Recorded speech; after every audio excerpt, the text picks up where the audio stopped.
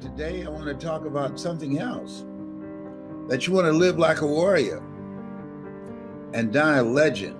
What do you mean by that? Well, one of the first qualities of a warrior is courage. You want to live your life from now on with courage. That most people take their talents, abilities, and skills to the grave with them because of lack of courage. And courage is not the lack of fear. Courage is the willingness to do what it is you need to do, what you are called to do, in spite of the fear. You don't want to live a fear-driven life because you're depriving yourself, your family, and the world that you came here to do something. That's why we're told constantly in the book of life, be of good courage. Because there's stuff that's going to happen that requires that you have courage, that you stand up inside yourself and face it and handle it. Most people in a fearful situation, they forget everything and run, but there are few that in a fearful situation, they face everything and rise with courage. And that's who you are. That's why you're listening to me now, because there's something you want to do. And when you're going outside of your comfort zone, it takes courage. Most people, the majority of people, die within their comfort zone. They're not risk takers. They go through life trying to play it safe. Let me share something with you. There's no safe position in life. If we don't know anything else, if we have not learned anything else from the coronavirus, there's no safe position in life. You can't get out of life alive. You got to die to leave here. And so this is a time that you want to live your life full and do the things that you think about. Sure, you want to keep social distancing from people and from particularly toxic, negative, energy draining people. You want to keep social distance from them. Why? Because people rub off on you. But you're here to do the greater work. You're here to do something. You've got to live life like you mean it. When I decided to speak, I went at it hard because I didn't want to be just a speaker. I wanted to be a speaker that stood out, that made a national and global impact. And you can do that too. That's why you're listening to me. You have some talent, you have some knowledge, you have some experiences, you've seen some stuff. And there's some things in you don't want to take to your grave with you. So when you live like a warrior, you live courageously, you're fearless. Here's something else. When you live like a warrior, you honor your commitment. Commitment is major. See, when you decide that you're going to do something, when you commit yourself to live a life that's different than the life that you lived in 2020, you hold yourself to a higher standard. You're seeking something. You're pushing the envelope. You are challenging yourself. You are willing to walk by faith and not by sight. And you know, as a warrior, that there's a dramatic difference between being a warrior and being a worrier. Anybody can worry, and a lot of people are worried right now. Oh, the new virus coming, and it's even more lethal and spreads easier. Okay, got that. All right. And you got to eat. You got to pay the rent, got to pay the mortgage, got to pay the car note. I learned a long time ago the best way to get back on your feet is to miss 3 car payments. Come on. Yeah, but you don't want to be reckless. You don't want to die for a job. No. If somebody asks you, hey, sign here, and in the event you get sick, you go on sewers. Do I look like Mr. Kadumbo? No. Create something else. Life is saying no. Don't put your life on the line saying, oh, I got to eat. I can either starve to death or I sign this and risk dying and leaving my family so they can starve without me. No, you can create something else. You have other options. Don't be limited in your thinking. I did that for years. Because I knew radio, I did it extremely well. And when I was fired, I was dumbfounded. What am I going to do now? Guess what? Learn something new. That's what. If you're willing to learn. See, most people aren't willing to learn. That's why I say, well, if I don't sign this agreement, my family will die. They'll just starve to death. Are you kidding me? Come on now. No. Don't sign anything that says that if you get sick, they're not liable, because they know that there's a high risk that you might get sick, and they want you to be on your own. If you don't learn anything else, remember the name Herman Cain, who was sitting on the front row at a rally, proud, no mask. We got back to Atlanta, he had to go to the hospital. He said, no big deal. And now he's out of here 5 days later. They don't even mention his name. You talk about proud and involved on radio every day promoting the right. They don't mention his name as if he did not exist. Come on. This life is challenging us. In life, when you don't have enough courage or insight, intelligence, expanded vision, that you have outgrown a situation and it's time to move on, life moves on you. I'd outgrown radio. And now I can come on anytime I want, and you can see me too. So you got to put your foot down. You got to get an attitude. Because, see, we're all basically the same. The only thing that separates us are our habits. I wanted something different for myself. I wanted something different for my mother. I did not want my mother working once I turned 18. So I made a commitment that I was going to generate enough money with my voice, with my story, in radio and then in speaking, to take care of my mother. You've got some talent. You've got something in you. There's a reason that God chose you out of 400 million sperm.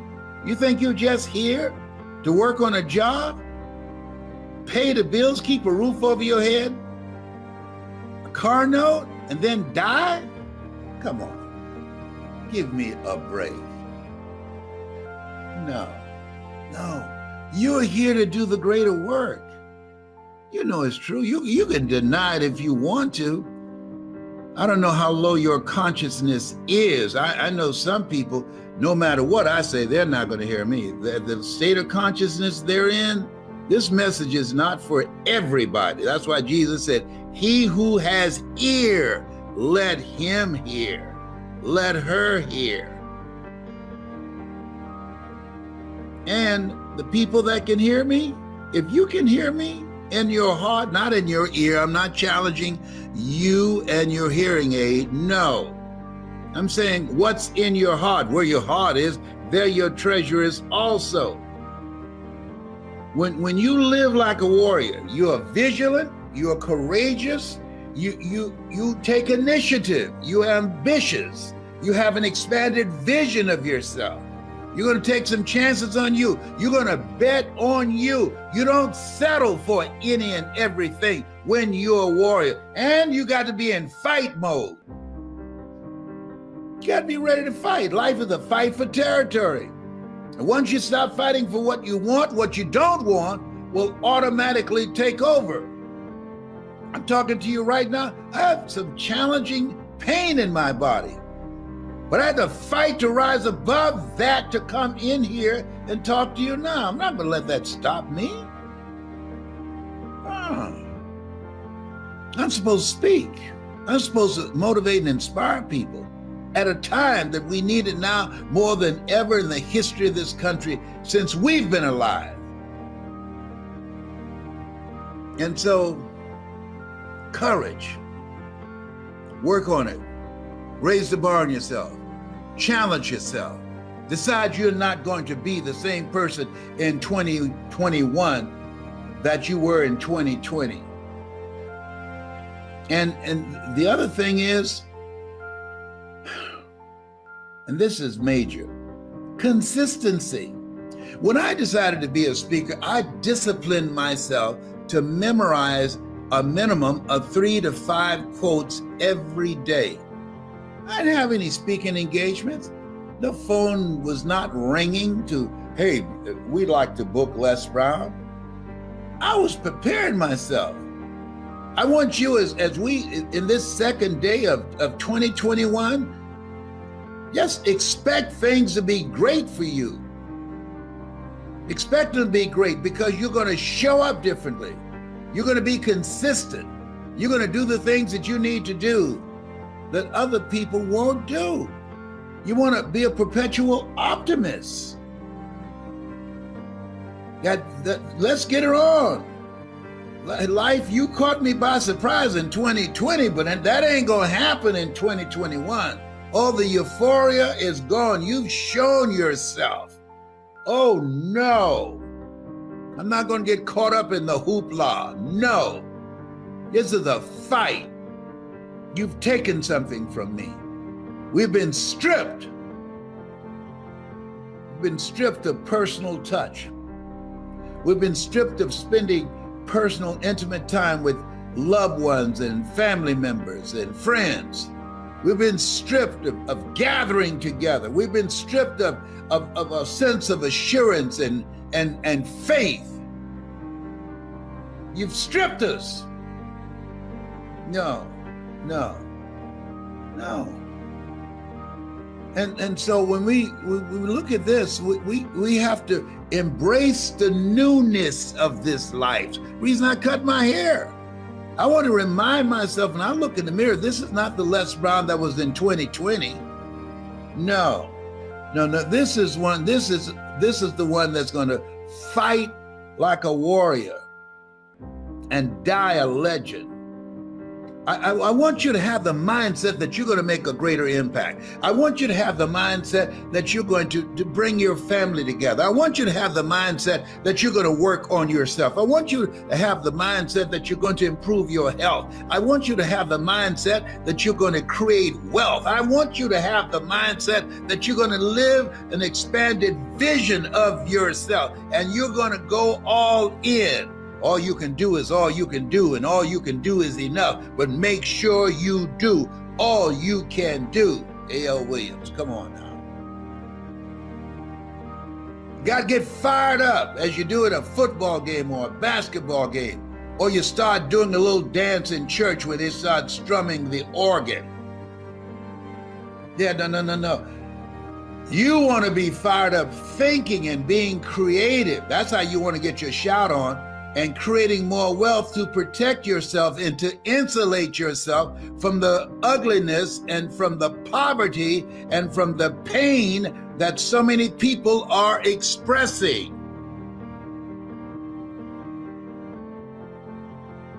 This is your time.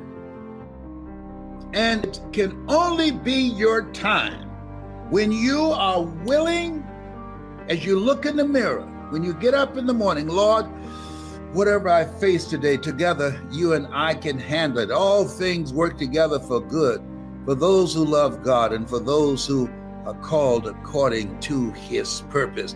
When you get up in the morning and you decide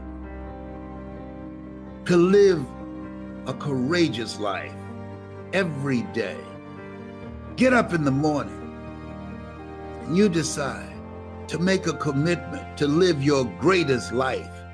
Get up in the morning in a spirit of gratitude and say, Lord, thank you for bringing me here. Thank you for dragging me into 2021. Thank you for protecting me and those I love. Thank you for the courage to go on, keep it moving. For those that did not make it, for my family members and friends that did not survive, I will live a life that will fill in the blanks for them, because I'm here because of your grace and mercy. I don't take it for granted that I'm still here.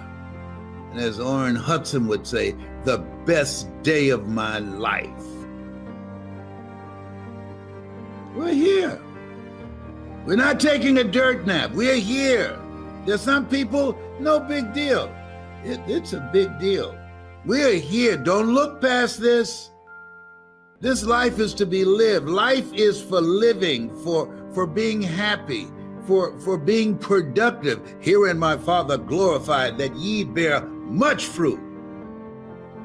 Much fruit. Not a life of being average or being mediocre. Much fruit. You've been chosen. Are you feeling me here? You've been chosen. You have been chosen for the greater work. And time to step it up. People who operate in darkness, they are relentless. They never stop. They don't take no breaks. They're always doing something. You get up in the morning looking at your phone and say, what happened now? Look at the news and say, oh my goodness, what's next? People who are spreading confusion and darkness and hate, they make it their full-time job to do that. And we have to make it our full-time job to fight back. We have to make it our full-time job. If they run over here, they will limp back. We have to make it our full-time job to fight for a future for our children, to live a life that will outlive us. Sometimes you got to be like Jesus was when he went in there and the disciples were drinking and playing bid whist. What? Y'all about to make me cuss up in there. Get out of here. Come on. Oh yeah. And so many people, it's easy to get relaxed. Once after all the celebration, it's easy to get relaxed. No, there's work to do. See, you've experienced some setbacks. See, when a car's driving, if the back wheels go the same rate as the front wheels, it will never catch up. So in order to catch up with the front wheels, you got to speed up. You can't be average. You got to put the foot to the floor. That's where we are. See, when you have lost your job, I don't know if you've experienced it, but I have. When you get 2 or 3 months behind on your bills, it takes more than 2 or 3 months to catch up. You're looking at somebody, I used to be so broke, I'd walk past the bank and trip the alarm. Oh, behave.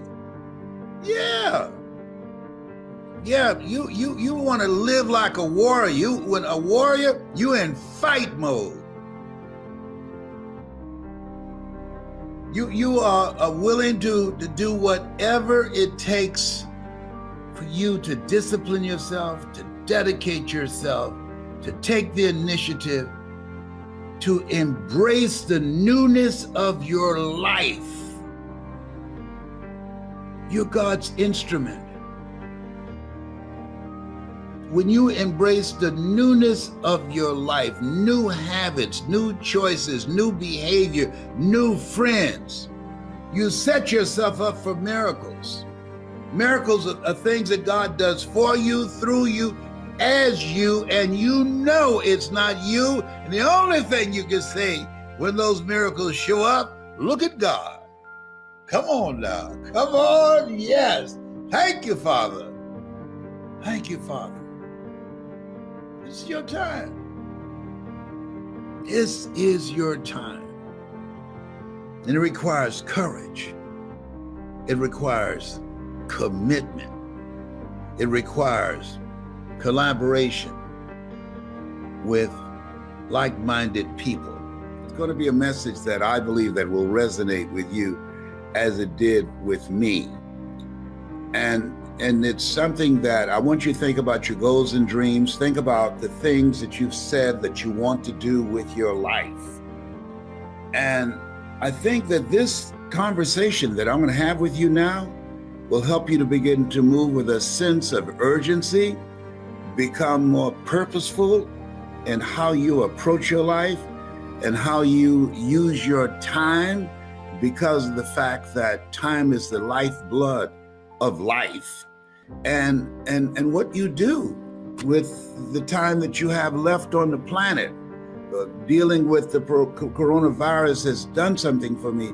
It helped me to begin to face the reality even more so that I have an expiration date, and not in a morbid sense, because nobody's figured out how to get out of life alive. But I was in a conversation with Jerry, one of my business partners, and he said something that really grabbed me, and it kept me up last night. And he said, and I want you to write this down, the journey that I have traveled up to this point is longer than the journey that I have left. Listen, I don't know whether or not this is making any sense to you. If that makes any sense to you, what he said, the journey that I have traveled so far is longer than the journey that I have left. He said that. I'm 75.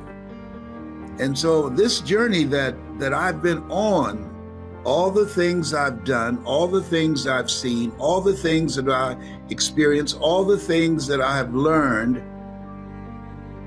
that journey is longer than the journey that I have left. And it was something that I don't know whether or not that hits you like it hit me. How much time do you have left? I don't know. And so therefore, when you look at your life in that context, at least for me, I'm looking at doing several things. And the reason I'm sharing this with you, I want to talk to people who are hungry to make an impact with their lives, who are hungry to make this year and all the years after the greatest time in your journey in this experience of life, the best you've ever had. That's who I want to talk to, because a lot of people don't know we're going to leave here. It's a part of the process. It's one of the seasons of life. And one of the seasons of life is enlightenment. One of the seasons of life is that you go through some stuff. One of the seasons of life is that you reach points in your life that you have some major breakthroughs. This was a breakthrough moment as I looked at and started reviewing what I'm going to get out of this year. There's no conversation that people are having now about Happy New Year. They're through saying those celebratory things now. But when I'm looking at my life as a father, as a grandfather, and as a great-grandfather, that what I do, how I approach my life, how I use my time, who I spend time with, who I will even get a telephone call from and speak to, that this is the time, and I want you to write this down, to share some points, because my goal is to finish strong. I want to finish strong. I don't want to just casually get to the end of life and, oh, well, that was a nice ride. No. My goal is to finish strong. There's some things that I want to get done in 21.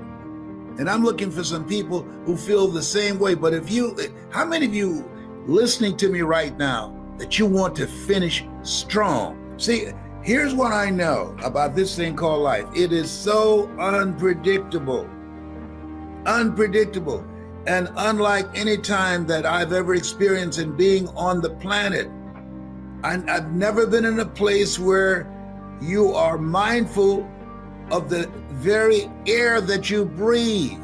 There's two things you need in this thing called life that I know that's required. One is the ability to breathe. That's major. Without breath, you can't be here. Either you or a machine connected to you, that has to help you with the process. The journey that has brought me this far, this journey that I've traveled through God's grace and mercy that allows me to be here now talking to you, that journey is longer than the journey that I have left. And my goal and my commitment with my life and the time that I have left is to teach people how to make this year, to get it done in 21 and the years thereafter, the best you spent on the planet. Because you've gone through some stuff. You've lived through some stuff. You survived some stuff. You've made some stuff happen. You've made some mistakes.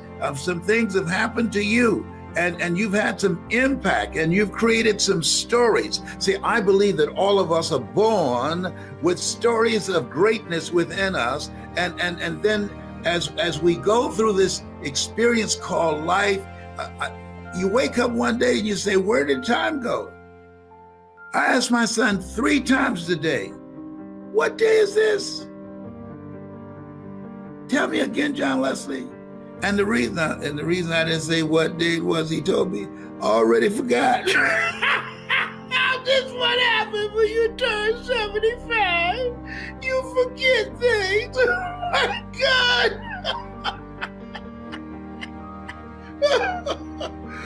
I used to ask my mother, Mama, why do y'all say, I thank the Lord for waking me up in my right mind this morning every Sunday? She said, don't worry, you live long enough, you'll find out.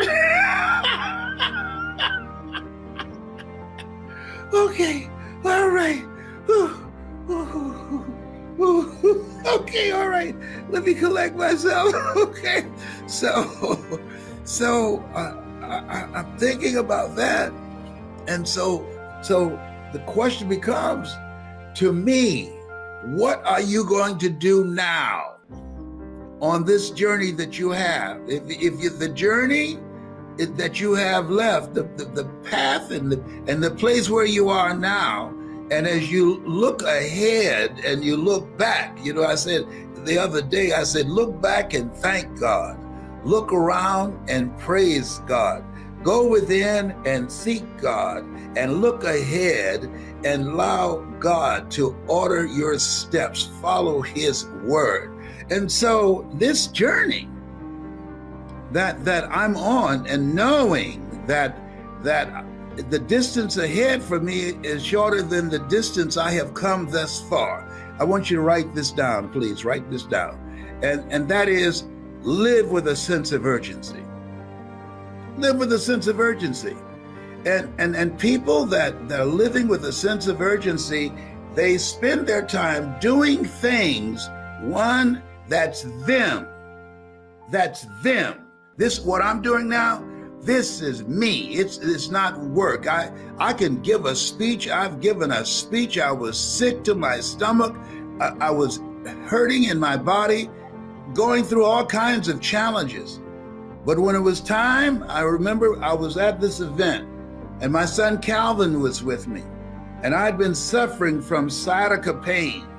And so he brought me in back of the stage. And there I was having challenges walking. But he brought me in a wheelchair because I couldn't stand up at that time because of the sciatica pain. And then as we were waiting backstage for the person to introduce me, I noticed that Calvin didn't say anything to me. And usually before I go out to speak, we will have a conversation. He'll give me some idea of something that came to him that would be helpful to my presentation. And I'm saying to myself, why is he not saying, Dad, you can do this, you got this? Knowing that here I am sitting in this wheelchair backstage, I've never done this before. And I don't know if I have the strength and the energy to stand up and be on that stage and give a speech. They had a stool out there for me to sit on, but how does he know? What's up with that? Why is he not giving me the motivator some motivation?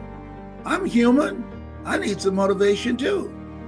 And so when they introduced me, he opened the curtain and they had the microphone right in front of that opening where it was. And I walked to it. I only had to take about 3 or 4 steps, and I grabbed the microphone and I gave the presentation, got a standing ovation later.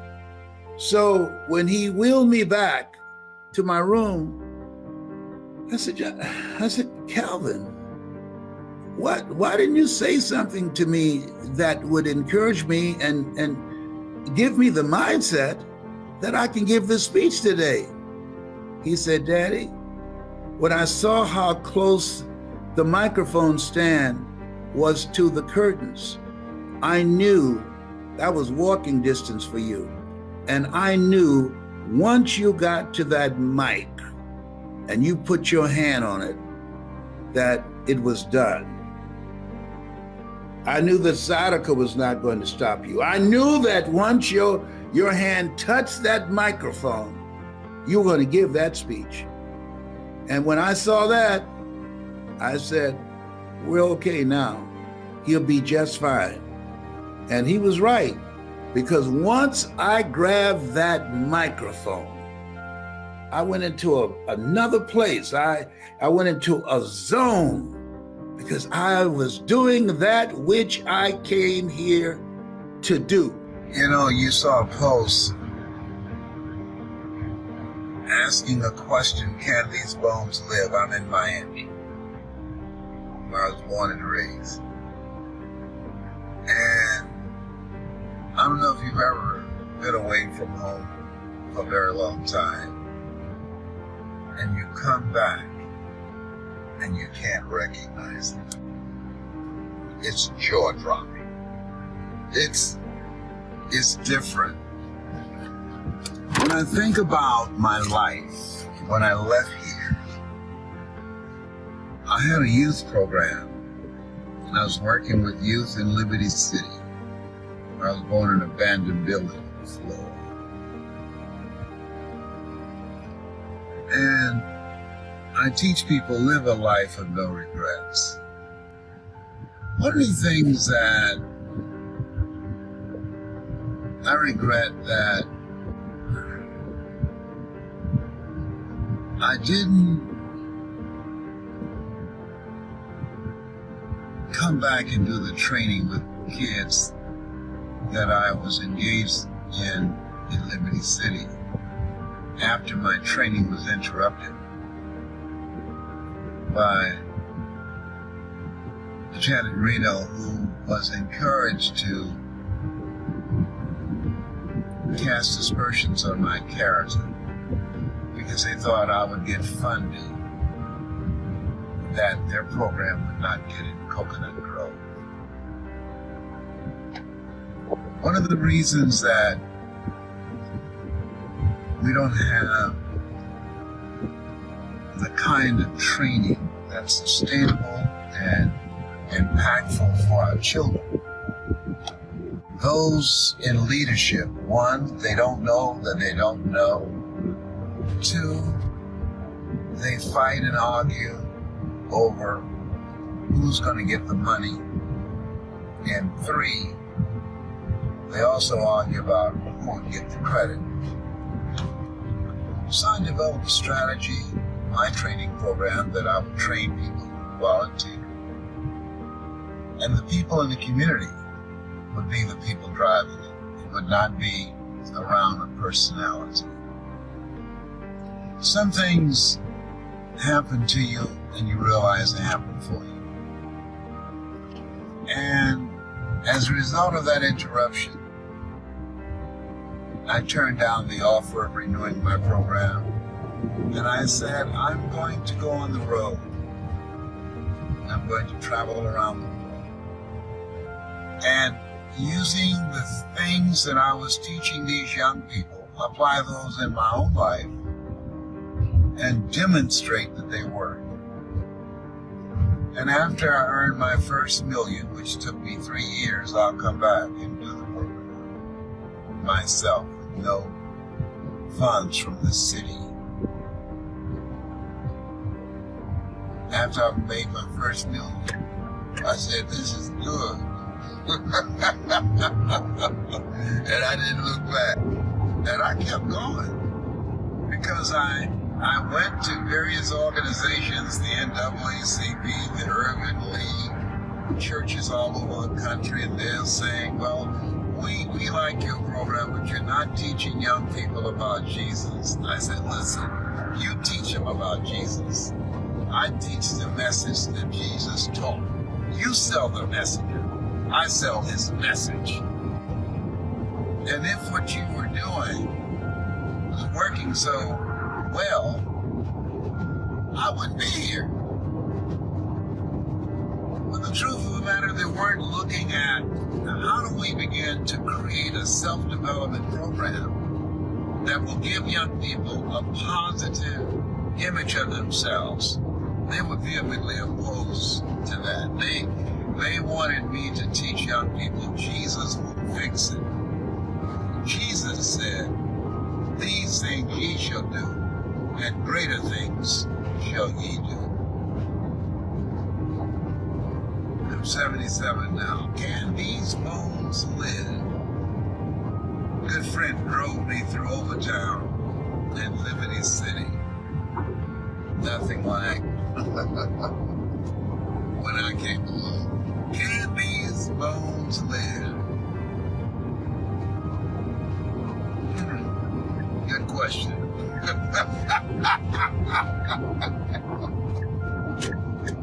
Good question. Can these bones live? The powers that be ran an expressway through Overtown and Liberty City to disrupt the voting block and the businesses. We had our own theaters, own shops, own stores, everything. Expressway. They could have gone further east down the railroad track and built that expressway, but they deliberately wanted to interrupt that voting block and that economic power. Like Wall Street didn't just take place in Oklahoma. No. Take place all over the country to this day.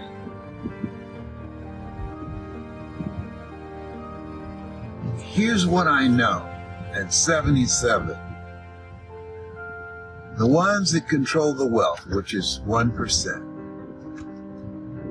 they create barriers that help the rich get richer and the poor get poor. And the ones, people like myself, who break out in spite of, you gotta be hungry. That's what my new book entitled. You get it on Amazon. You got to be hungry. Racism ain't going nowhere. It's unfair world in which we live in. It's not fair that birds eat worms, and they do. What do you want to do with your life? We have an expiration date. I'm talking to the friend who's driving me, and she said one of the things that she looked at her life, she said her significant other, before he passed, was trying to prepare her, and she said she didn't want to hear. And one of the things she's going to speak about is pay attention. The reason that the 1%, after years, centuries of being empowered, and those numbers have not increased, because of ignorance and because of the 99% are divided by politics and religion. Ignorance, politics, and religion keeps us at each other's throats while they focus on the money, while they follow the money. The orange man, his children have made millions, and still are. The rich are getting richer now. The poor are getting poor because of how the system is structured. The culture that we live in now, a culture of violence. But cultures are created by people. A culture of violence and poverty created by people. And they can be changed by people. Can these bones live? Yes, absolutely. And the secret is to maintain commitment. Maintain commitment. Through all the frustrations, through all the disappointment and setbacks, to build a mental resolve, have a thirst for learning. You got to unlearn and relearn to increase your value and to create collaborative, achievement-driven, supportive relationships. Can these bones live? Well, you know, Quincy Jones is a prophet. He had a song years ago. He said, everything must change. Nothing stays the same. Johnny, how are you? I love you. That's my spiritual son, Johnny Wimber. From the Hood to Doing Good. That's a good book. That's relevant today, when 1 out of 4 African-American males have been incarcerated, have a criminal background, gone astray. From the Hood to Doing Good. And he's a young man that's brilliant, that is living a life of contribution and living a life of impact. One of my spiritual sons. This thing called life. We woke up this morning. We're still here. And that's a blessing. My goal is to teach you how to make the rest of your life the best of your life. I know a thing or two. I've been on the planet 77 years. I know a thing or two. And I know that everybody can't hear me. Everybody can't hear me. Only the few. He said the road to life is straight and narrow, and few there be that find it, because few there be that's looking for it. Majority of people just want to survive, just want to be entertained, just want to go out and buy an artificial booty. It's a boobs, it's a fly swatters. And they are hooked up, they are satisfied. Oh, behave. Oh my God. You know what I've learned to do is just observe.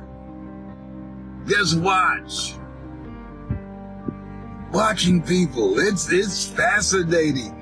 And you ask yourself, how can they live like that? Because that works for them. It might not work for you, but it works for them. And it's none of your business. It's none of my business. Mamie Brown, my adopted mother, said, "Oh Lord, help me keep my nose out of other people's business." Like this page and share it. I'm going to drop something on you right now. I want you to listen. Each day when you get up, I want you to declare, "Thou shalt decree a thing, and it shall be established unto you." I want you to say to yourself, "Lord, this is going to be the best day of my life." And then I want you to get still and say, "Speak, Lord, thy servant heareth thee." And then say, "Here's what I'm going to do today that will make it the best day of my life today. And here's what I'm going to learn today that I did not know yesterday." You got to be intentional. You got to write it down, focus on it, get a 3x5 card, and write what it is you want out of this day. Put on the flip side, Matthew 7:7, "Ask and it shall be given, seek and ye shall find, knock and it shall be opened." Life is for living. Make it your business. Get serious about this thing called life. Yeah, I want to talk about that difference between, so you have the notion of figuring out who you really are, and I assume you mean beneath the labels. So people are telling me that I'm not smart, but that's not necessarily true. So I want to get down to that layer of what I'm really capable of. But you also talk about, we have this profound ability to change, and you talk about people needing to be relentless, like to relentlessly pursue that growth. I find that juxtaposition incredibly interesting, where you've got, there is a real you, which maybe you would call potential, and then there is the actualized potential. Is that how you see it, or is there something else there? Absolutely, there's a real you. Richard Wright said it best. He said, "The impulse to dream has slowly been beaten out of me through the experiences of life." So when you live in a culture that is designed to destroy your sense of self, where you are marginalized, where you have a feeling of being hopeless and powerless, and you're terrorized. I remember going downtown with my mother, and I saw a water fountain. I think I was about 5 years old, and I ran and I drank from the water fountain. All of a sudden, she grabbed me by the neck and said, "Don't you ever do that again," and start punching me in the back of my head and my face, and got me down on the ground, was punching me relentlessly. And I said, "Mama, please, it's me, Mama, it's me," with this crazed look in her eyes. And then a white policeman came, and he had a nightstick in his hand. He was hitting it in his left hand. He said, "Okay, all right, you beat that little nigger boy enough. Now, I won't have to beat him with this nightstick." And he walked away laughing. And my mother broke down and started crying and saying, "Leslie, I'm so sorry. I'm so sorry." I said, "Mama, why'd you beat me like that?" She said, "These water fountains are for white only, son. And if that cop had hit me with his nightstick, he would have to kill me. I'd have fought him till he killed me, and I'd left you and your brothers and sisters by themselves to raise themselves. I'm so sorry." And the book called Learned Optimism, Seligman talk about the fact that between ages 0 and 5, we determine what's available to us and what's not available to us. And so that was a defining moment. I knew there are certain things I could not do, certain places I could not go. They used to have signs on Miami Beach that said, "Jews, dogs, and coloreds not allowed."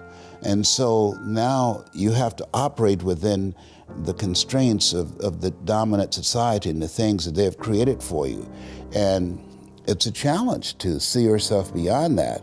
and to work to get outside of that, even after those laws have changed, because that has become so much a part of you, you unconsciously operate within the parameters of what has been put in place. Like you're driving on the expressway, the 405, and you'll get off on an exit that you weren't going in that direction, but you unconsciously did it because you've done it so many times that many people, because they're not making a conscious, deliberate, determined effort to think outside of what life has thrown at them, they end up doing the same thing over and over and over again. Einstein said that thinking that has brought me this far has created some problems that this thinking can't solve. And so through relationships, through reading, through studies, through goals and dreams beyond your comfort zone, it allows you to begin to live out of your imagination as opposed to out of your history. Disney said, the imagination is a preview of what's to come. And so as a kid, I dreamed a lot about taking care of my mother. I used to go with her to work to clean homes, and she kept their children, and she cooked for these wealthy families. My mother could bake a sweet potato pie so good you couldn't eat it with your shoes on. You had to take your shoes off so you could wiggle your toes. And I used to look at these big, beautiful mansions and said, Mama, what is it, Leslie? When I become a man, I'm gonna buy you a big, beautiful home just like this.